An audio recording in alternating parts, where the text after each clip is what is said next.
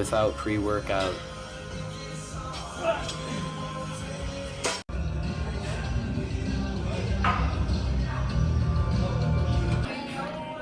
With pre-workout.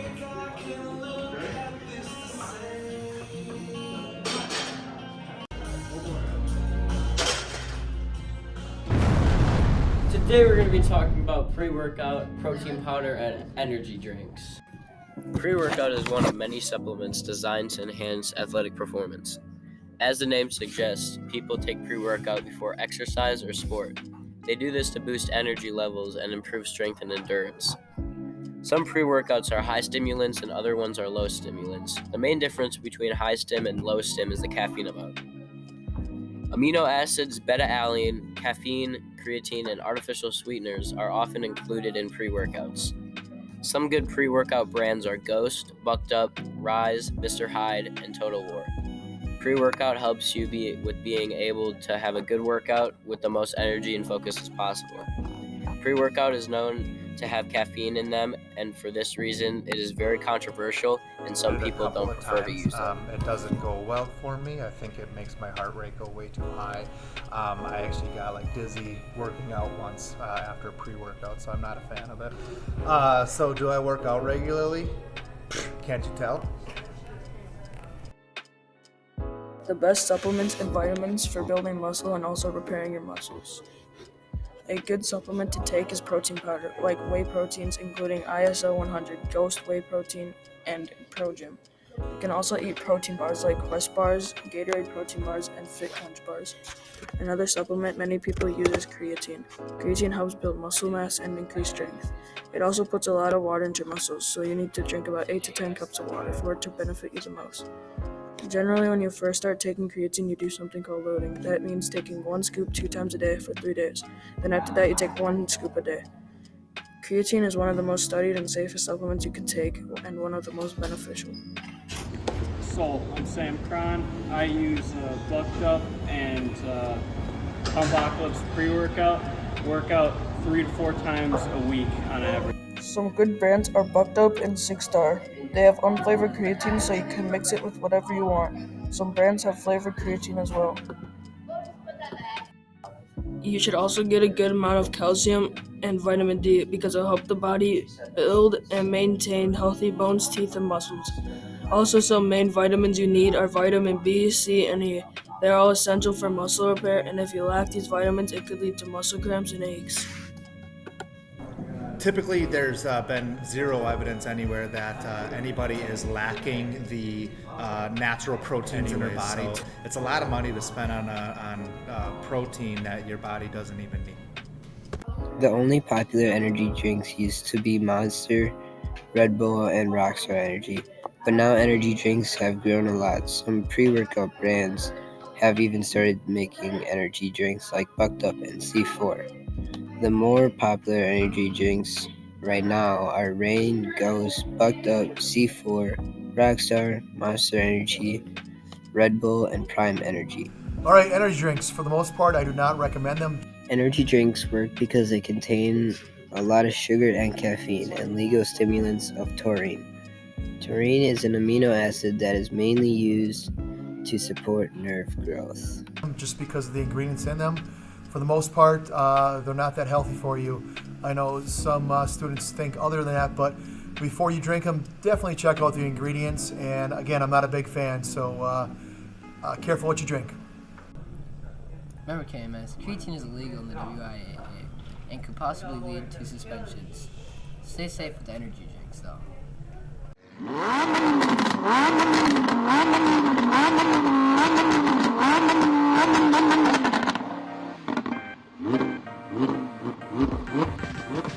Cars have been around for quite a long time. Gasoline has been in use for fuel since the dark ages of automobiles. However, there has been a new type of fuel that has been increasingly popular for the last 20 years: electricity. Mostly everyone has their opinion on whether they like gas or electric cars, but for the people that don't, we're going to present the pros and cons of both gas and electric powered cars to help you make a decision. What do you think is better, gas or electric cars? Oh, it's really hard to say. I think both of them energy in different ways, but in both cases the energy has to come from, as of right now, it has to come from combustible materials. The pros of gas cars, that it's more easy to fill the gas tank and find a gas station than a charge electric vehicle, and gas cars have better driving range for long road trips. The cons of gas cars are CO2 emits to global warming. Just as there are pros and cons for gas-powered cars, the same goes for electric cars. On the good side of things, they have more torque, which means faster acceleration. They have fewer moving parts, which means they need to be maintained less. To add to that, they have more cargo space, as there is not an engine taking up that space. I prefer electric cars, better for the environment, and if you... On the other side of things, electric cars can be very expensive and can take a long time to charge. In addition, the batteries in them only last a few years, and those are pretty expensive to replace as well. To add to that, the current infrastructure cannot support us going all electric. I personally lean towards electric. You don't have to go and gas up your car every week like I do now. Contrary to what most people believe, electric cars are actually worse for the environment. As the strip mining for lithium, the material used for the batteries, is actually worse for the environment than drilling for oil. So which do you like more, gas cars or electric? Gas cars can go for a long time of driving, but they give CO2 in the air, which can be bad because of global warming. Electric cars can help the environment because they need electric to drive, but electric cars are not great for long driving trips, and it may take some time to find a gas station for electric cars.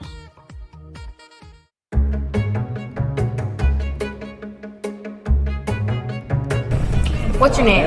Tomas. What's your favorite Doritos flavor? What's your favorite Doritos flavor? Nacho cheese. Can I have my thing back? No. On average, how many Dorito bags do you eat per day? 2. Alright. Tomas, What? do you have W-Riz?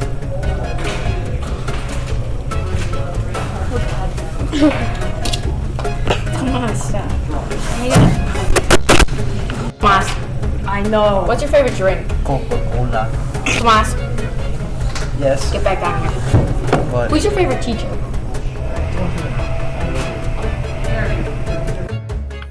10 years later.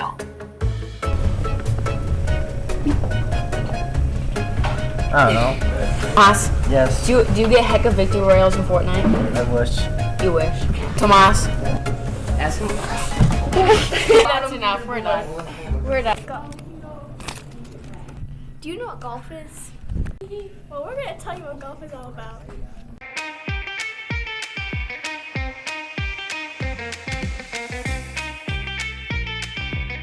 The word golf comes from the Dutch word kolf or kolf, which means club. It began in 1552 and it was banned 3 times for years after it was invented because the Scottish government believed it interfered with military training.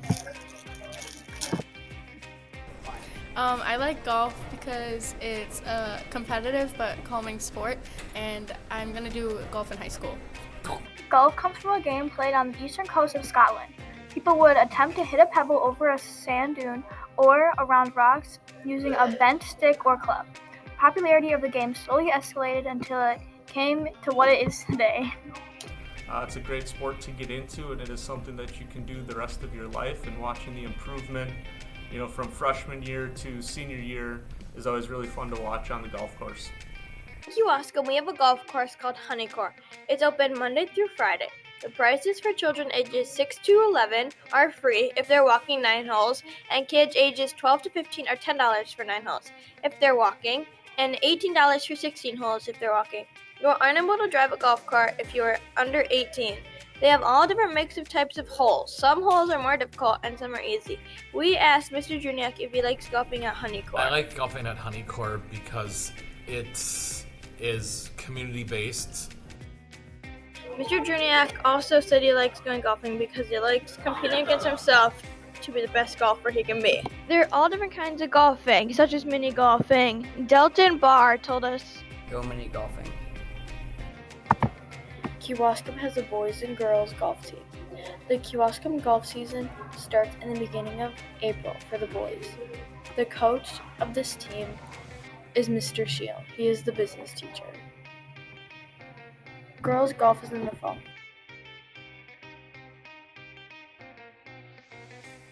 My favorite thing about coaching golf is that it's a lifelong sport.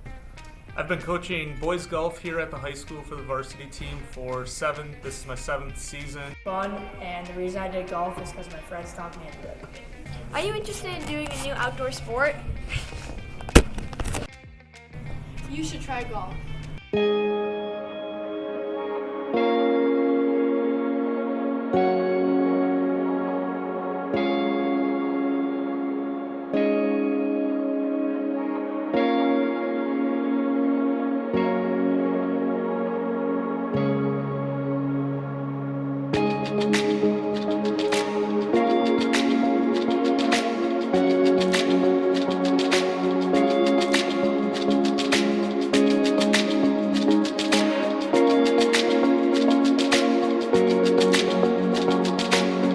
In this video, we will be talking about who made cake pops a trend, How to make them. and the top 10 flavors. Cake pops were first invented by a blogger named Angie Dudley. She made these by turning a truffle-like ball made from cake and coating with chocolate. Since she had made a blog about them, the cake pops turned into a huge phenomenon and blew up, making them super popular.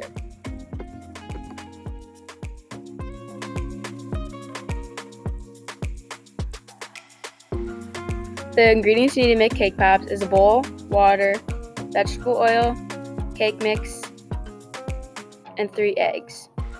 First, pour the cake mix into the bowl. Then pour in the water, 3 eggs, and pour in the vegetable oil. Mix. After you bake the cake, refrigerate it for at least 4 hours.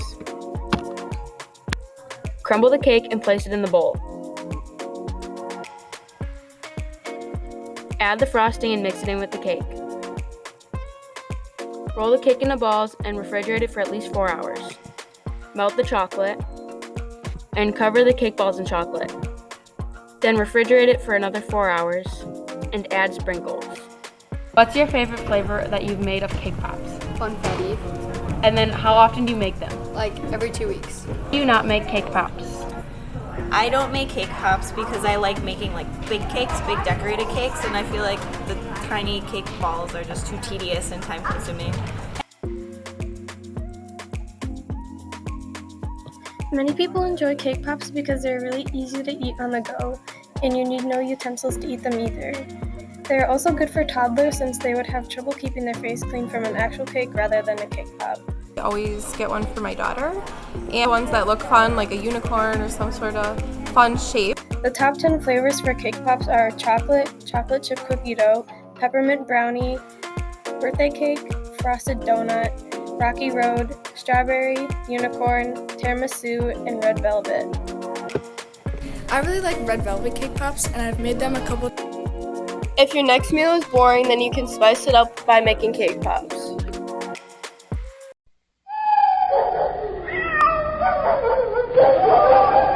Wrong answers only. What's your favorite food? Lucky Strikes. Pate's home. Wrong answers only. What's your favorite shoe? Michael Jackson. Wrong answers only. What's your favorite store? Ground. Wrong answers only. What did you get on your math test? Mr. Rhodes? What's your favorite activity? Wrong answers only. I don't even know what I'm saying. Okay. Wrong answers only. What's your favorite car? Ohio. Mowing lawns is an easy way to make a little side cash, and you can also expand your business into landscaping. Anyone can landscape, so quit complaining about not being able to get a job and start mowing lawns and doing landscaping. Many people believe that landscaping became super popular during the ancient Roman era. The garden back then was an area devoted to peace and served as an escape from the busy city life. Many people want jobs, but they think they can't get one until they turn 14, but they're all wrong. You can start your own lawn mowing or landscaping side hustle.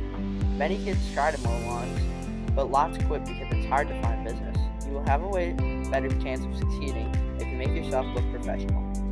I think landscaping's fun. Get to cruise around on a lawnmower for a couple hours. There are 3 steps to making yourself look professional. Step 1, print out flyers with your prices for all the different jobs you could offer. Step 2, make them custom t-shirt promoting your business and wear it when you go out and ask people if they want their lawn mowed. And step 3 is to keep your customers and develop trust. One way you can keep your customers is for the first mow, give it to them half off, and once every while, give them other discounts. This relates to your future because it shows you can make money by landscaping and mowing lawns, even if you aren't able to get a job yet. All of you guys can make money, so start bringing in the cash by landscaping and mowing lawns. Gracias, KMS. It's spring. Berries. Oh, where's Cammy? I don't know. I thought she was in hibernation. There are a lot been done in spring. Some animals that come out of hibernation in the spring are bears, possums, and Spring is the perfect time for animals to reproduce. The weather is perfect, it isn't too cold or too hot. Some animals that reproduce are deer, possums, and birds. Deer usually give birth in spring and early summer, usually in May and June. Possums give birth between January and July, and the possums usually hang on to their mother for a couple weeks after that. Birds lay their eggs and usually hatch in spring. Birds will not breed unless there is food for their baby birds. So animals typically will store up and collect as much food as they possibly can. They'll oftentimes eat a lot of food prior to their hibernation, and then they're taking a long sleep. I know that bears hibernate, and that's it. Hibernation is when an animal slows its heart rate to save energy and survive the winter without eating too much. During an animal's hibernation, it slows their metabolism and it cools their body temperature by about 9 to 18 degrees Fahrenheit. Animals go into hibernation because it helps them survive the cold and dark winters without having to forage for food or migrate somewhere warmer. Hibernation lasts about 4 to 7 months depending on the animal. Some animals that hibernate are grizzly bears, woodchucks, ground squirrels, bats, and bees and wasps. Most animals go into hibernation. I know that animals hibernate through the winter. Spring benefits animals and the environment in many different ways. Spring means warmer weather and longer hours of daylight. Animals are more active during the spring because they are awakening from hibernation. Spring is also when many plants and flowers bloom, which are sources of food coming back for most of the animals. Well, I think one of the most important things that happens in spring is that the trees start to release pollen, plants start to release pollen, and that pollen then moves from plant to plant, and that is kind of the basis of everything. In spring, it also rains a lot more than most of the other seasons. Spring is when everything starts to grow and develop. It's the time period where everything is thriving. Because of this, bees are able to collect lots of pollen from plants during this time. The springtime has lots of benefits, but one of its main purposes is to prepare everything for summer after a long winter. In spring, it seems to me that the grass gets greener and the trees are growing its leaves back, and it seems prettier outside. Overall, spring benefits our surroundings and all of life. This is the animal's most important season.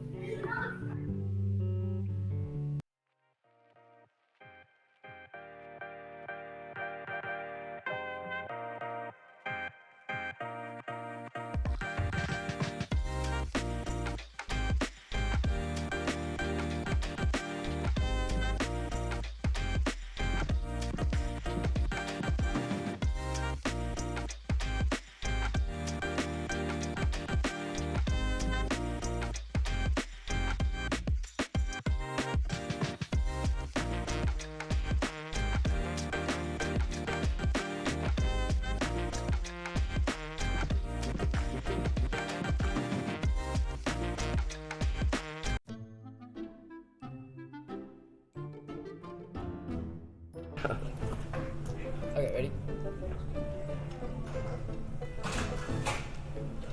Stop! Go! Remember KMS? Creatine. Oh, the voice cracked. Remember KMS? Creatine is illegal in the WIA. It has two A's, Cole. What? It has two A's. No. What's your favorite drink? Coca-Cola. I play at home. Tomas, do you have a Nintendo Switch? Yes. Ask him. Do you get that? The boss like side-eye. Hey Tom, wrong answers only. What's your favorite shoe?